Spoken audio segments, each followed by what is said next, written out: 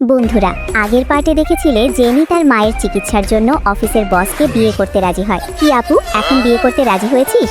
কিভাবে? মনে হলে ছেলেটা ভালো তাই। তুমি ছোট ছোটদের মতো থাকো। দুলাভাই কল করেছে, শুনি কি বলছে। কালকে তুমি আমার ফ্যামিলির সাথে দেখা করতে আসতে পারবে? লাউড স্পিকারে দে কি বলে শুনি। হ্যাঁ, আমি অবশ্যই আসবো। এত বড় গ্রামের বাড়ি, আমি যা ভেবেছিলাম তার থেকেও বিশাল বড় লোক। কি হলো, চলো। দাঁড়াও, এইভাবে যাকে তাকে তো তুমি এই বাড়িতে নিয়ে আসতে পারো না। ভয় পেও না, ওনার কি আমাকে পছন্দ হয়নি? আরে ভয় পেলে নাকি, আমি তো মজা করছিলাম। আসো আসো, ভেতরে আসো।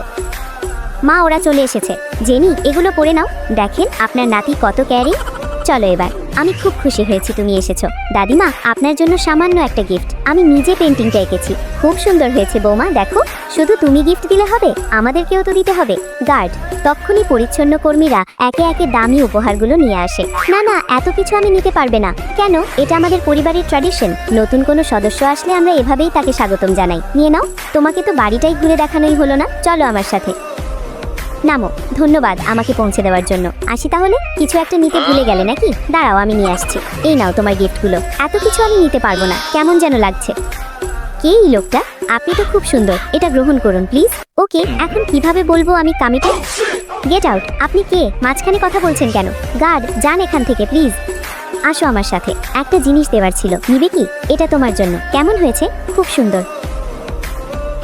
অনেক কাজ জমে আছে আমার, আসি।